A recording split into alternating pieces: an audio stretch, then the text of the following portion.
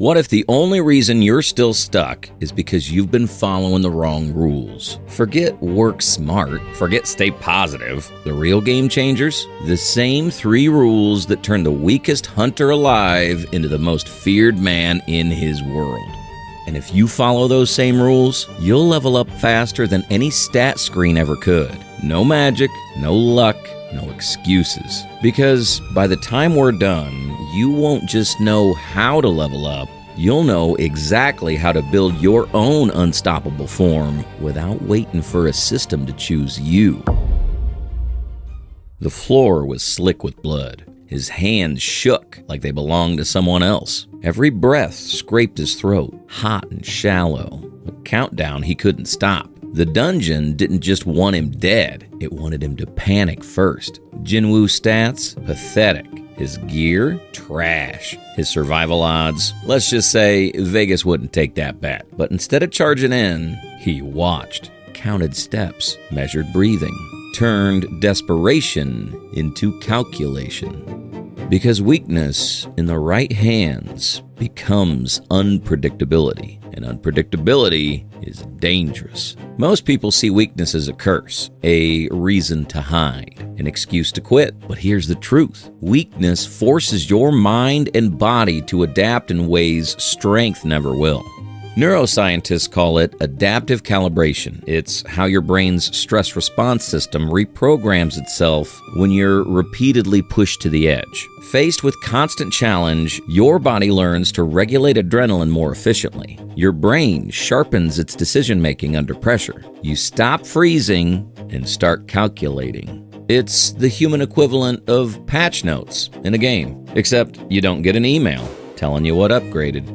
Monsters circling like sharks. His dagger chipped. His health already bleeding away. Any normal hunter would have panicked. But Jin-Woo does the opposite. He studies the monsters, tracks their movement, uses the walls to dodge attacks. Every desperate fight is rewiring him, teaching his body how to stay alive. This wasn't strength in the traditional sense. It was survival alchemy, turning every close call into a sharper mind. It's like trying to win a game of Uno when you start with all the wrong colors. So you bluff and steal your way into the lead. In real life, it's like a new EMT working in high-stakes emergencies. At first, your heart races, your hands shake. But after enough intense calls, your body calibrates. The alarms still ring, but your mind stays clear. You make faster, better calls. Because chaos feels normal now. The thing people mock you for, the thing you wish you could change, might be the very reason you win. Because every time you survive the hard stuff, your brain upgrades. And in a world where everyone else is waiting to be ready, you'll already be dangerous. Right now, write down 3 of your weak stats, skills you lack, resources you don't have, things that make you feel behind. Next to each one, write a single way to turn it into an advantage. No connections? Become the most reliable person in the room. No experience? Become the fastest learner in the room. If they can't predict you, they can't stop you. It's 2 a.m. The dungeon's empty. The quest timer's still ticking. Your arms shake. Your lungs burn. The air is heavy, tasting like rust and stone dust. The sound of your heartbeat is louder than your footsteps. Most people log out here. Jin-Woo didn't. If it were me, I'd be halfway home eating ramen, telling everyone the dungeon was glitching, and maybe posting a motivational quote about rest being part of the journey. Your brain whispers, stop. Your body screams, stop. But somewhere, a smaller voice asks, what if I'm 1 rep away? Most people stop at their limit. Jin-Woo knew that's where the real training starts. Everyone loves the idea of growth until it stops feeling good, until the muscles burn, the focus wavers, and the mind begs you to quit. In neuroscience, there's a principle called neuroplasticity thresholds. Your brain rewires itself through repetition, but only when you push beyond your comfort zone. Effort without challenge, no change. Effort past your limit, that's when new neural pathways form. Your brain literally upgrades. Push-ups until his arms shake, sprints through empty streets in the dead of night, bleeding, exhausted, still moving. Every rep past the point of comfort, locking in another upgrade. He wasn't aiming for flawless. He was aiming for forged. It's like learning a new language. Reading basic phrases feels safe, so your brain stays the same. But the moment you struggle to form sentences, to think on your feet, that discomfort is the signal. That's the threshold where rewiring begins. Comfort doesn't change you. Discomfort does. And the edge of your limit, that's the exact place your next level lives. Set a daily quest you can't easily complete. One that forces you into controlled discomfort every single day. Not a routine that feels safe, a routine that feels like work. The goal isn't to finish it perfectly. The point is to keep moving after your mind screams, enough! Think of it like microwaving popcorn. You always think it's done until that one extra pop proves you wrong. Your limit isn't the wall, it's the door. Sometimes the strongest man in the room loses, not because he's weak, but because he lets someone else choose the ground. Jin-Woo didn't just avoid that trap, he mastered the art of making every battlefield his. It's like being a pro boxer. In a water balloon fight, technically still a fight, just not your fight. We're taught to face every challenge head on. But that's not strength, that's ego. In behavioral science, situational advantage theory explains that outcomes are rarely decided by raw skill alone. They're decided by who chooses where and how the battle happens. A sprinter can win against stronger athletes if the course plays to their acceleration. Control the context and you control the result. Jin-Woo doesn't just swing harder, he manipulates the terrain.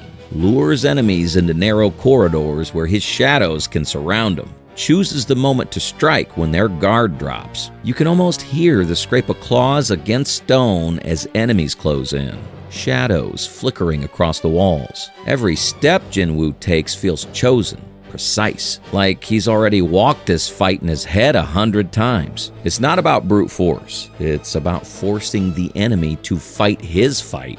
He wasn't just winning, he was dictating how the win would happen. It's like job interviews. You could walk into a panel cold, or you could research the panelists, learn their priorities, and shape every answer to fit what they care about. Same skills, different battlefield. You can be average and win if you fight in a way that makes you exceptional. But even the strongest can fail if they fight on someone else's terms. Before you tackle a challenge, ask, what terrain gives me the edge? That terrain might be literal, like choosing your training environment. Or it might be timing, framing, or the approach. Never step into a fight blind. Unless it's a piñata, then maybe. The terrain decides the winner. Make sure it's yours. You've seen the blades, but here's the truth. He never fought alone. Even lone wolves have backup. You just can't always see it. People think self-made means doing everything alone, but that's not how the greats win. In systems theory, there's a concept called leverage multiplication. The idea that your results scale faster when you combine your effort with outside forces, tools, allies, systems that extend your reach. You might still fight alone on the surface, but the real strength comes from the network moving in the shadows with you. Jin-Woo kneels. Shadows rise around him. An army born from his own will. Every soldier is his. Every blade an extension of his power.